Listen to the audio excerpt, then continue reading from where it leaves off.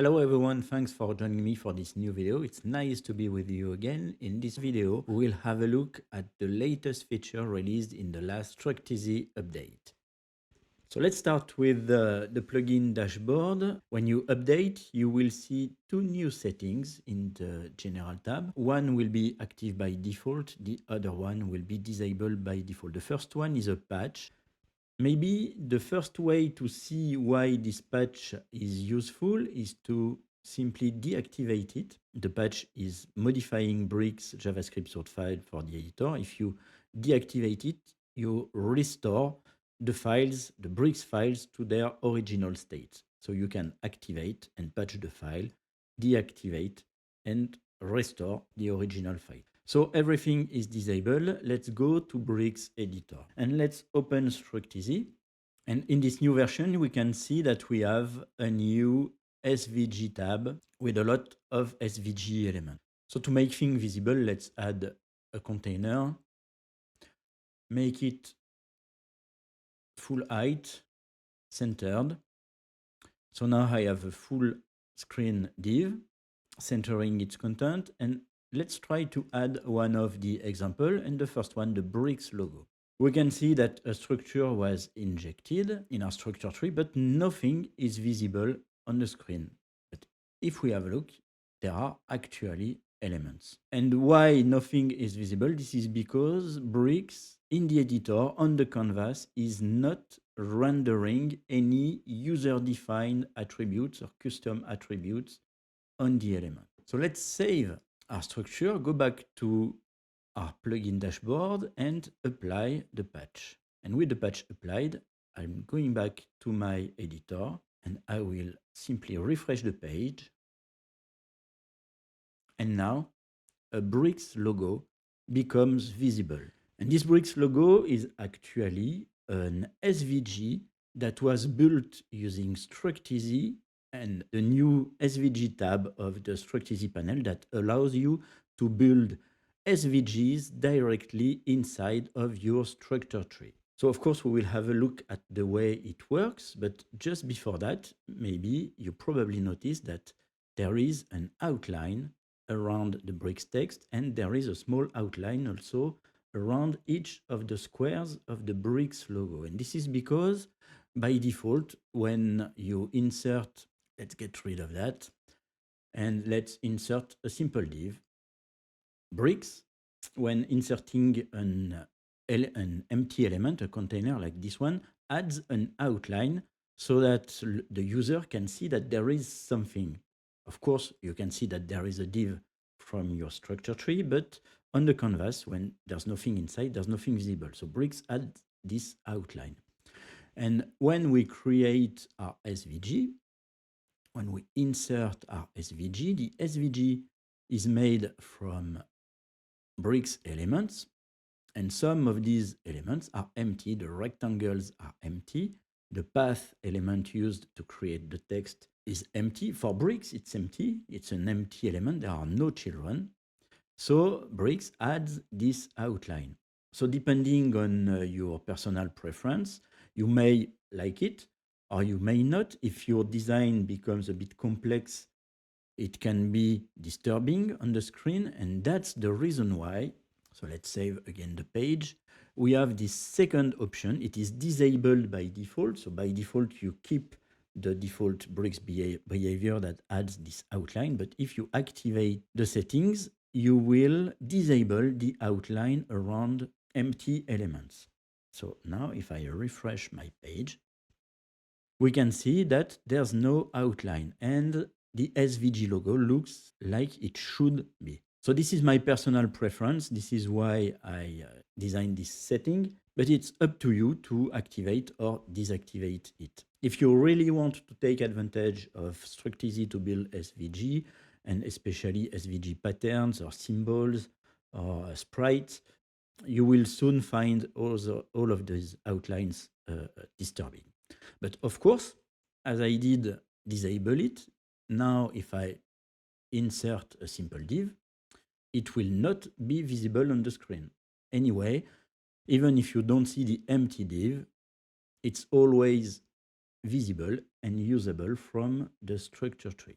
Okay, so let's keep the setting this way with the patch applied and the bricks outline disabled, and have a look at how this new SVG builder works.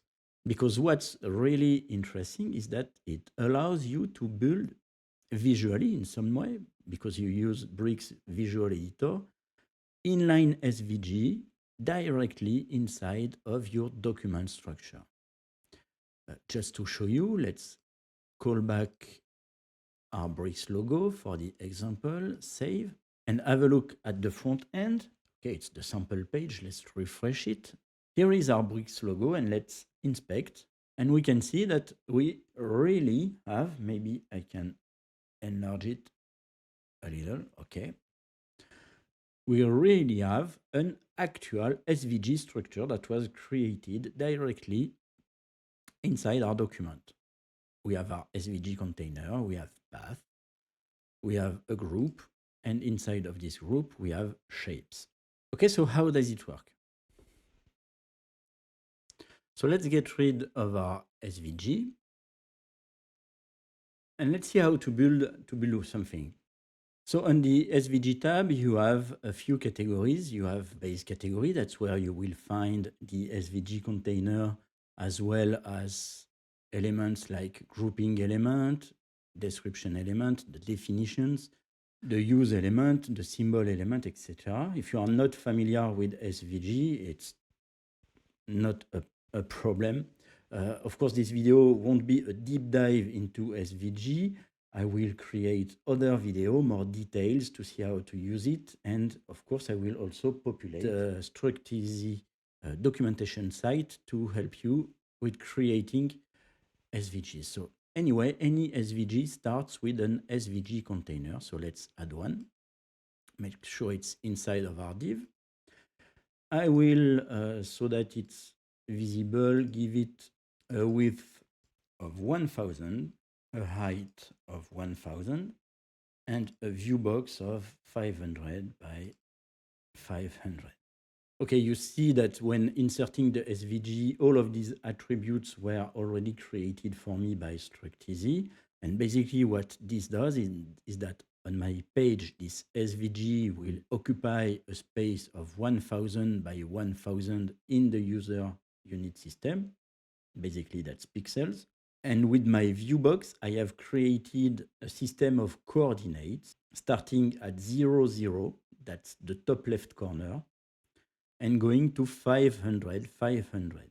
To my SVG itself, whatever the displayed size, which is 1000 here, will be defined in this coordinate system, which is 0, 0, 500, 500. Okay, so let's start by adding a shape. There are plenty of shapes. We can add a circle, basic. We can add polygons.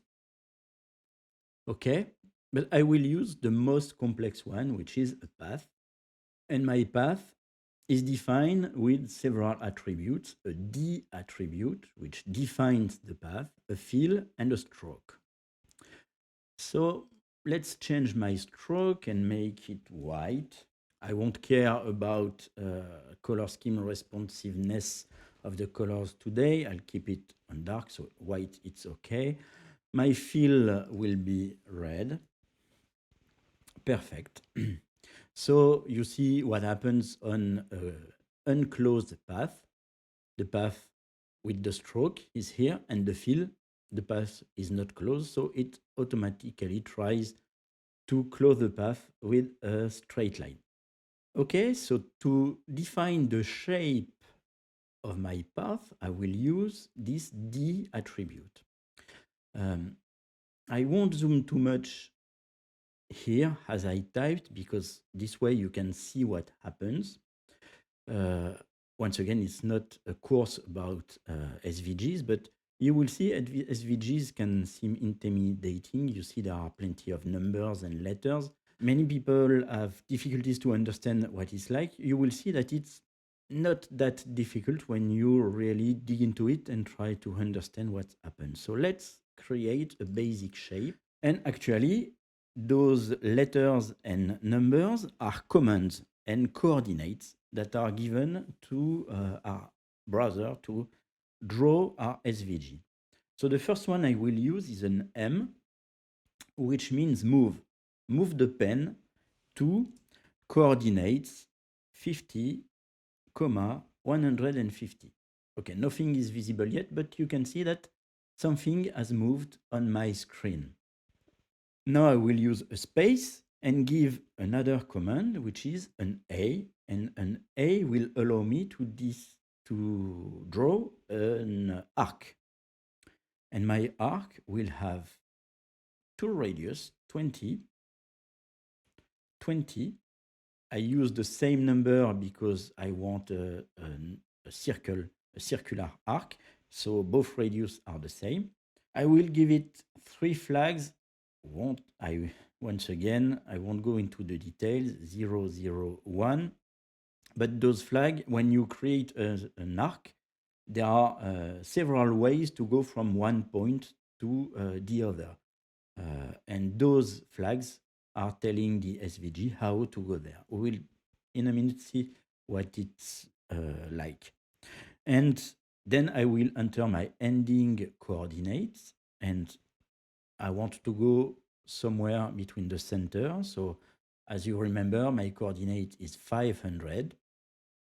So the center will be 250, comma, and let's be at the same y coordinate as my starting point, which is 150.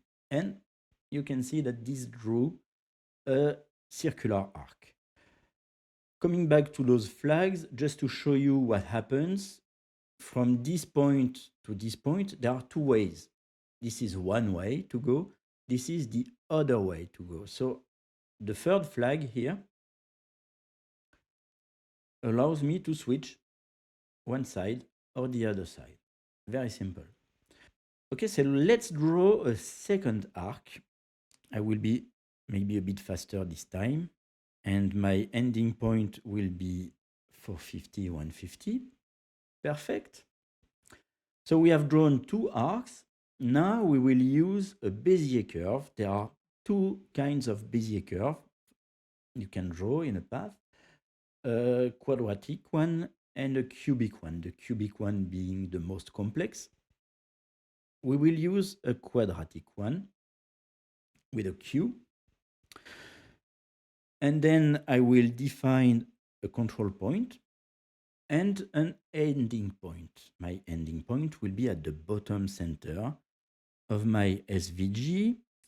So this will be something like that. Okay, very nice. And you see that I have drawn from the end of my arc to the end point this curve. Bezier curves, if you are familiar with design software like Inkscape or Illustrator or Affinity Designer, you know that you defined nodes and handles. And here that's exactly the same. My starting point is a node, and then my first couple of coordinates are my handle. So I did draw somewhere around here a control point. It's exactly as if I was pulling or moving my handle.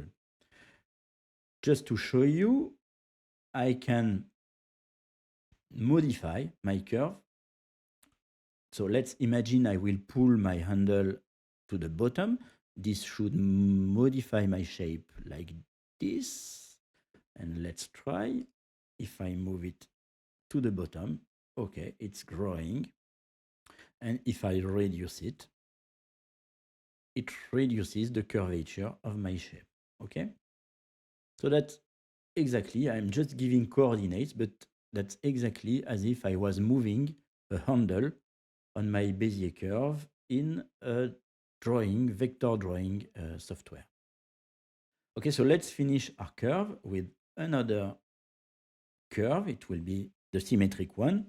The control point will be at 50, 300. That's the symmetrical one. And we will end, sorry, 50, 150. Okay, and we have a very nice shape. Just to make sure, I will add a Z at the end of my path, and the Z command instruct the SVG to close the path to make sure that the ending point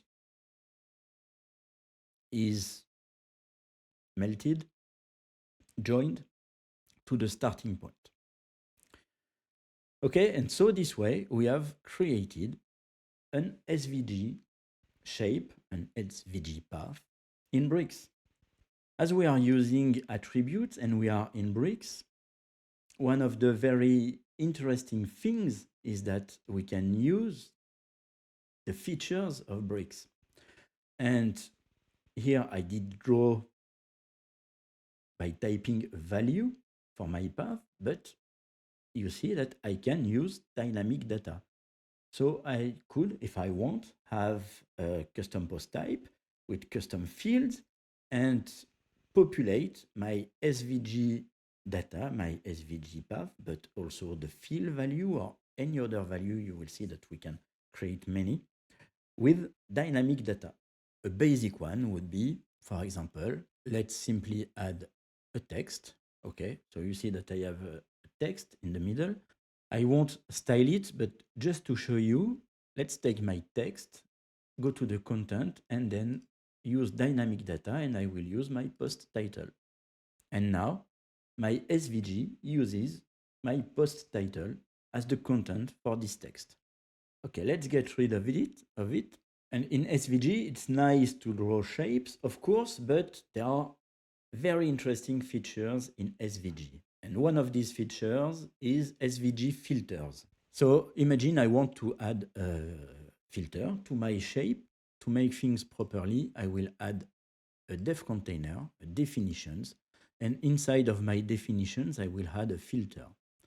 The filter is a container for a list of filter primitives that are small elements that together will create a complex filter if we want to.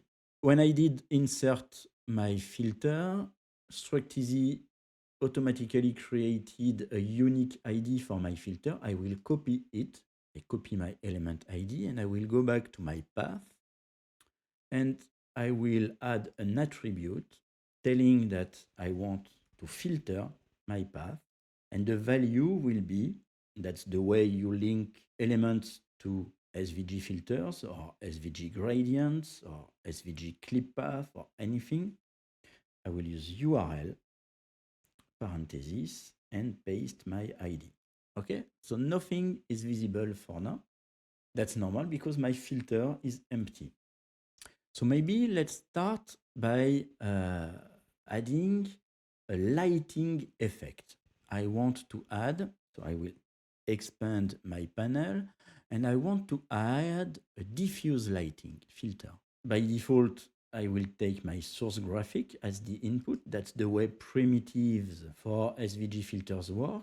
You have an input and you have a result. That is the output of your filter. So the input is my source graphic, my path, and the result will be stored with, once again, this value that has a unique identifier that Structeezy did create for me. My lighting color will be white. You can change it to whatever you want.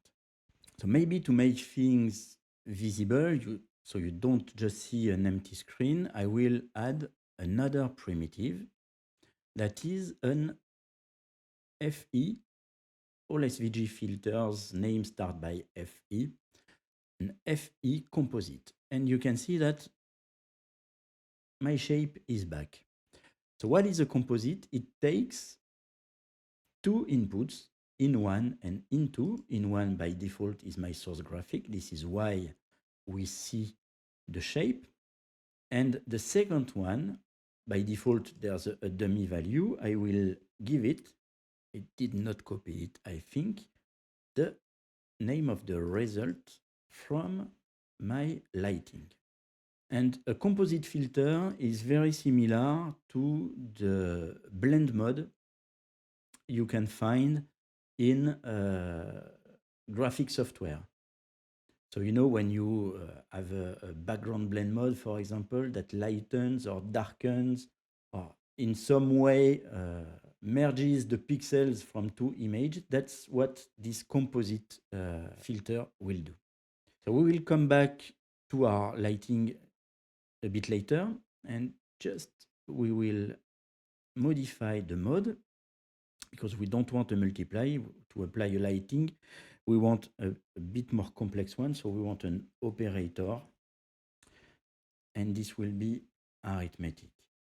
Don't worry, you can find all this information either on the documentation site or on the MDM site.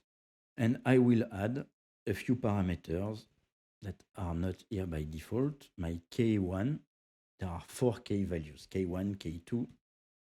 And in this case, I just want K1 to be equal to 1. Okay, so everything seems okay. We are still not seeing anything. So let's go to our diffuse lighting and we will add a light source. So let's add a point light, and I will remove the panel. And we can see our source light that was added to the filter. And then the composite that merges the source light to our element. So let's go to my light. You see that it's defined by coordinates. I want to move it, so my X value will be maybe 150. My Y value will be 150. And I will change the elevation to increase it maybe to 50. Okay. And we have this nice lighting effect. Just to show you what are those K1 to K4 doing. For example, if we made K2 to 1, we have only the in1 element. If we change K3, we have only the light source. Okay, so I will come back to my K1 equals 1 to have this nice lighting. And maybe I can add another filter, a last one, and I can add a drop shadow.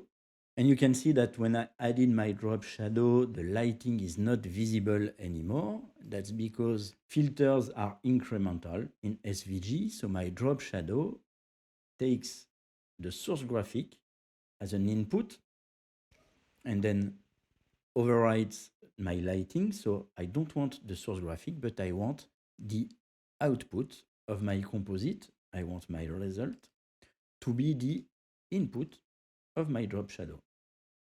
Okay, and now I have all my filters applied, my shape, my lighting, and my drop shadow. And let's have a look at our front end. And this is the result, our page visible.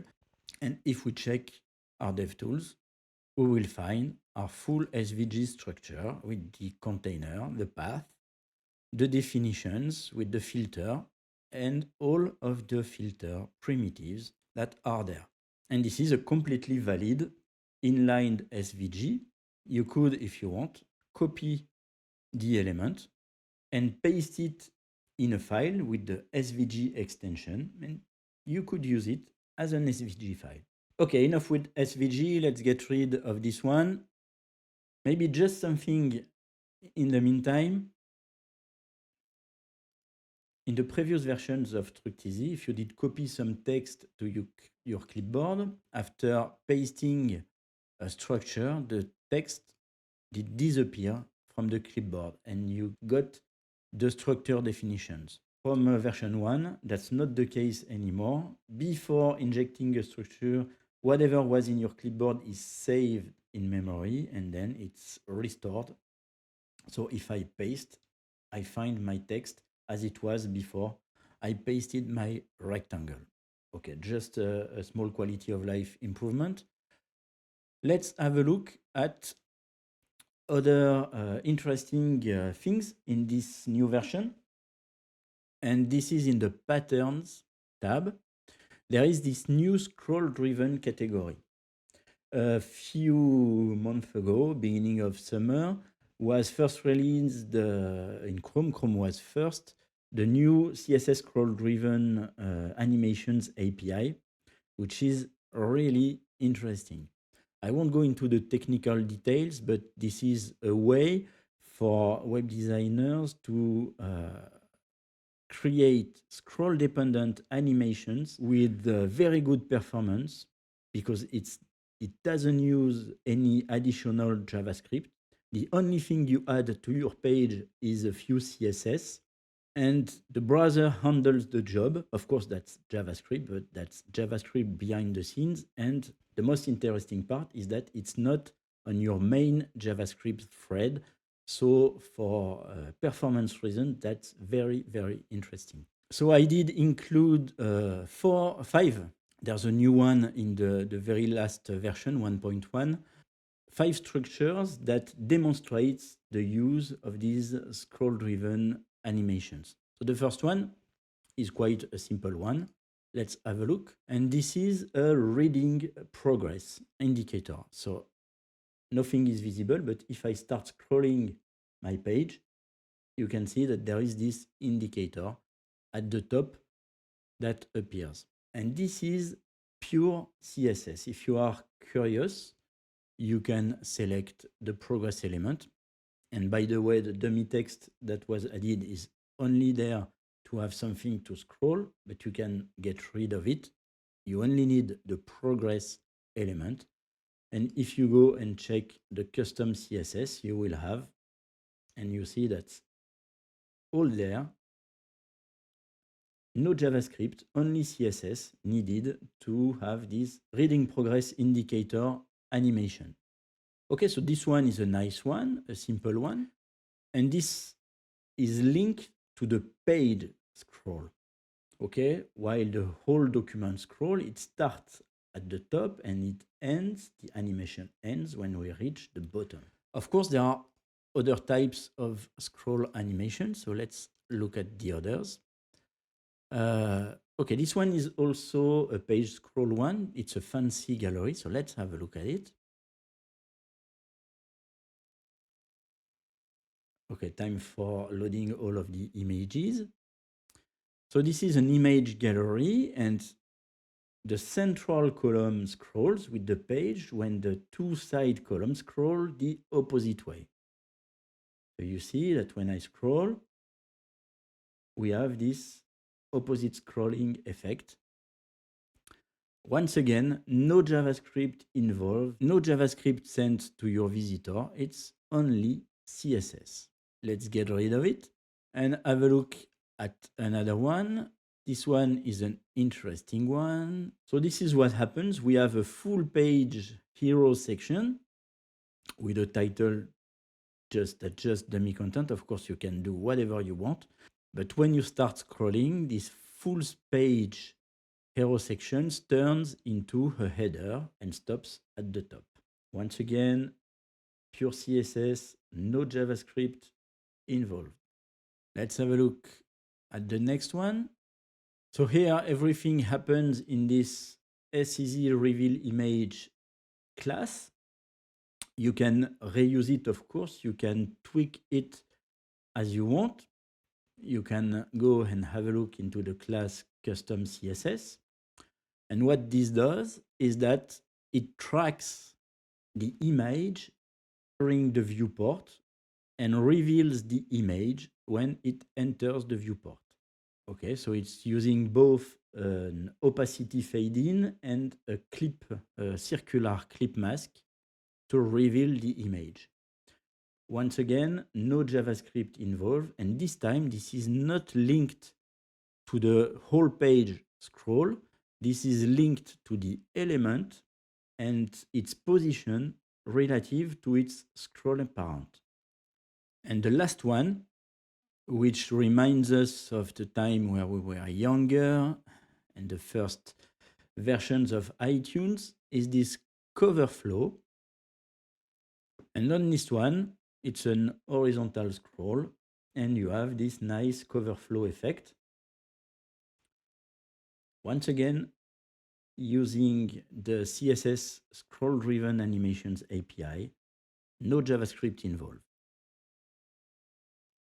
And that's it for this video. I hope you liked it. I hope you like these new features. I'm sure you will enjoy building SVGs directly in the Bricks editor. I am a big fan of inline SVGs. Having your SVGs inline allow you to have a lot of control over it, about colors. You can use CSS variables, you can use responsive variables. And we also have seen that using it in Bricks allows us to use dynamic data.